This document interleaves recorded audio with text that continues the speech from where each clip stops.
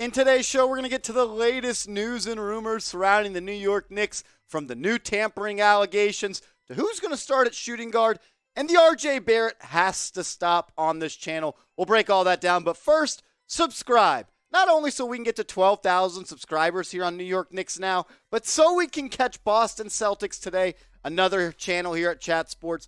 If there's anything you should hate, it's the Boston Celtics. So if you love the Knicks, hate the Celtics, go down right now, hit that big red button.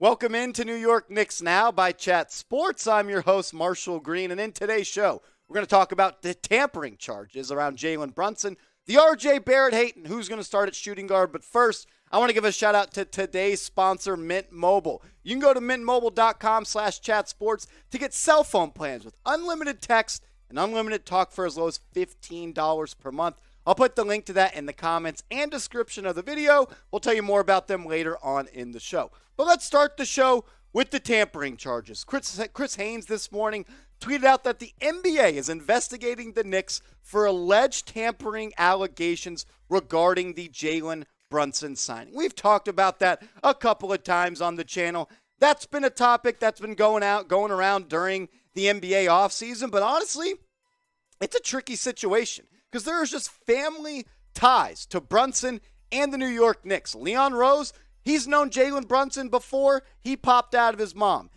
Leon Rose's son is Jalen Brunson's agent. There's a whole bunch of stuff that makes this weird. Can you not talk to your godfather? Can you not talk to your dad, who is on the staff of the New York Knicks? How far can it go to the people you can't talk to if you're pretty much related to them? I do think it's important to note the past tampering charges in the NBA. Last year, the Miami Heat, they signed Kyle Lowry just like the New York Knicks did with Jalen Brunson the minute free agency opened. Same with the Chicago Bulls. They signed Lonzo Ball. They were both fined second-round picks. So maybe something similar will be coming down the pipeline for Leon Rose and the New York Knicks regarding Jalen Brunson. But honestly, if the tampering or whatever you had to do behind closed doors secured Jalen Brunson, F that second-round pick.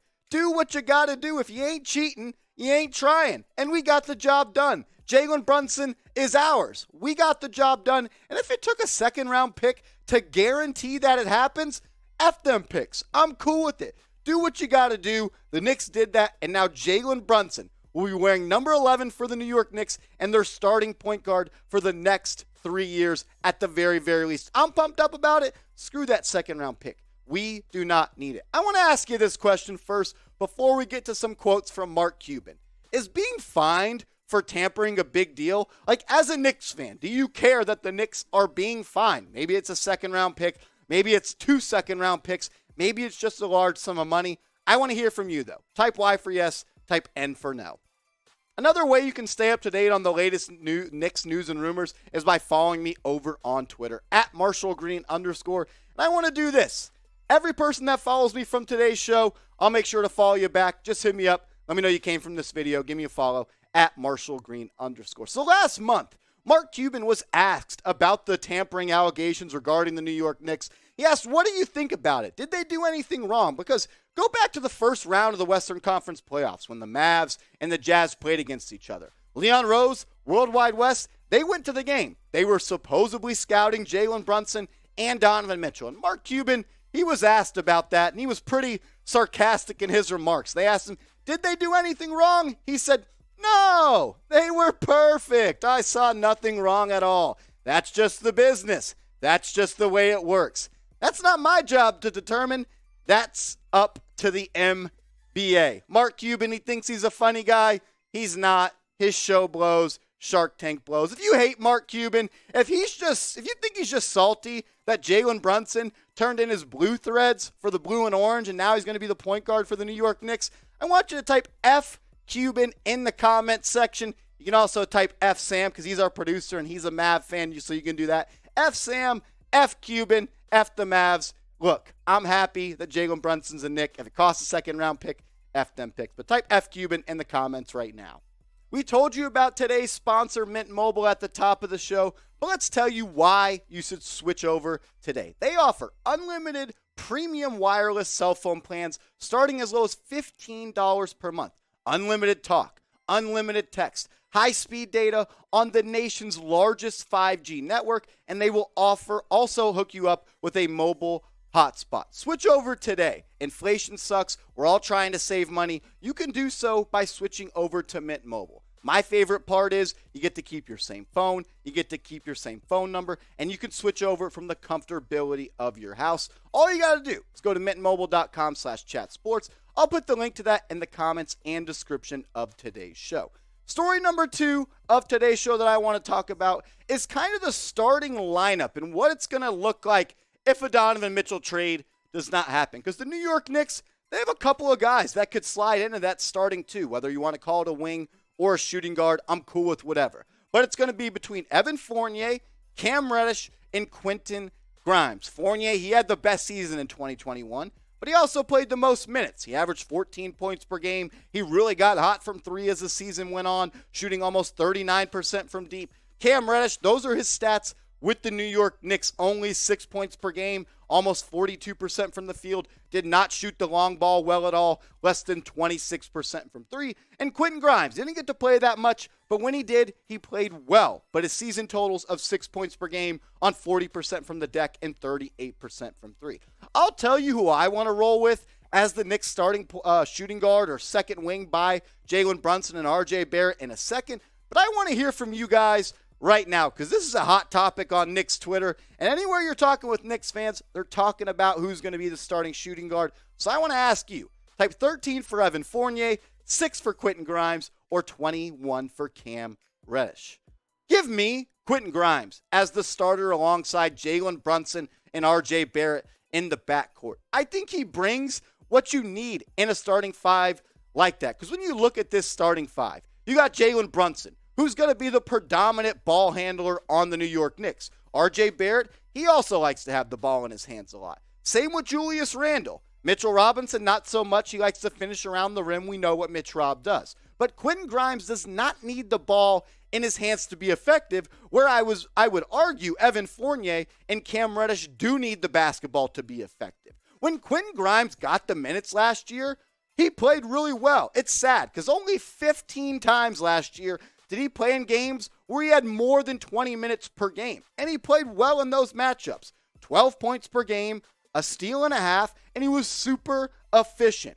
44% from the deck and 44% from 3. Quentin Grimes is the perfect fit next to RJ and Brunson. He can hang out in that short corner, be the catch and shoot guy, put the ball on the deck, attack the basket, be efficient and effective in the limited dribbles that he will get. He's also the best defender between Cam Reddish and Evan Fournier, and that's what we need. Someone that could be an elite defender on the wing. RJ's solid, but he's not elite, and I don't want him to use all of his energy on the defensive end. We need him to control this offense alongside Jalen Brunson. Brunson 6'1", he's an average defender. He's not a bad defender, but he's not elite. So Quentin Grimes could be the guy that guards the other team's best scorer. That's a guard or a smaller wing, and that's what we need. Lineup versatility. And if Cam Reddish and Evan Fournier, your guys coming off the bench, that is instant offense. And that's what we're going to need, is we're going to miss some guys coming off the bench that scored buckets last year. I want to ask you guys this question, though. What is your ideal starting 5? Mine, Brunson, Barrett, Grimes, Randle if he's on the team, I guess, and Mitchell Robinson. But I want to hear from you. Drop your ideal starting 5 in the comments right now, and we might do a lineups video coming pretty soon. So let me know. I'm very interested what you think. Last week on the show, we showed this graphic, and we were talking about RJ Barrett, and I like RJ Barrett. If you love this show, you know I'm one of the leaders of the Star J Barrett circles. And I showed this graphic, and people were like, if he has to improve on all of these things so much, how is he still a good basketball player? Well, he's 21 years old, and when you look at the stats that he's put up in his first 3 seasons, how can you argue that he's not a good basketball player? His rookie season, he came in, and he played honestly really well for a rookie. Almost 15 points per game, shy of 3 assists, but the efficiency kind of struggled. Then he came into year 2 and said, I'm going to be more of an efficient and winning style of player when it comes to basketball. 44% from the deck in 2020 and above 40% from 3. I don't know if he's a career 40% three-point shooter, but can he be a 36, 37 guy from downtown? That'd be awesome. This past year, he blew up the second half of the season. 20 points per game, 3 assists, almost 41% from the deck and 34% from 3. I think he needs to become more efficient and work on those things we talked about. But that doesn't mean he's not a good basketball player. And the hate at this point, it's weird. Let's compare what RJ Barrett did in his third year in the NBA compared to some of the best basketball players on the planet. RJ Barrett in year 3, 20 points per game, 6 rebounds, and 3 assists. Giannis, 17 points. Kawhi Leonard, 13 points. Jimmy Butler, 13 points. All less than RJ Barrett.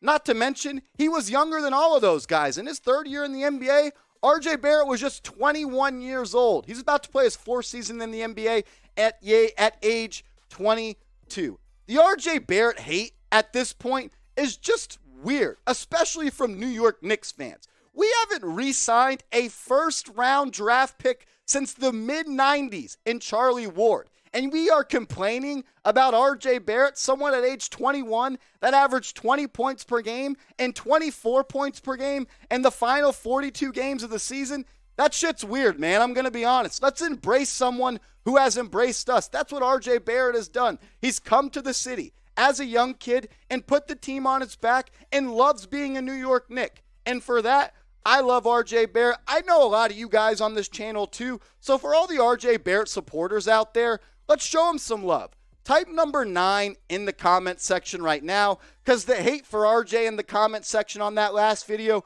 was super weird. I don't get it, and I just want the good vibes to roll right now. And we'll count this as the real one roll call of today's show. If you know, you know.